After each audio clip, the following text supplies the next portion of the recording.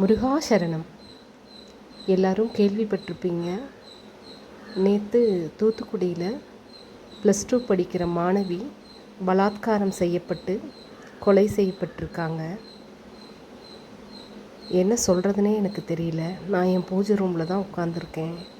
மனசு ரொம்ப கஷ்டமாக இருக்குது. இந்த சம்பவத்தை நினச்சி பார்த்தா அழுகையாக வருது. அந்த குழந்தை என்ன பாடுபட்டிருக்கோம். கொலை செய்யப்பட்டிருக்கா. அந்த குடும்பம் இப்போ என்ன சூழ்நிலையில் இருக்கும்.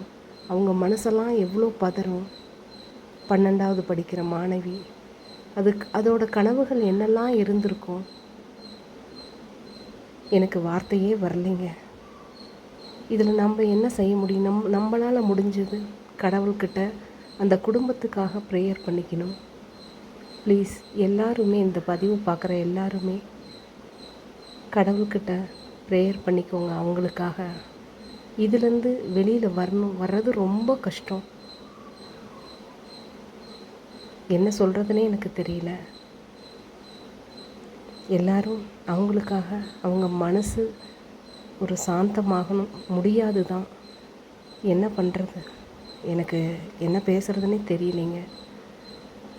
தயவு செய்து எல்லாரும் அந்த குடும்பத்துக்காக ப்ரேயர் பண்ணிக்கோங்க. முருகா சரணம்.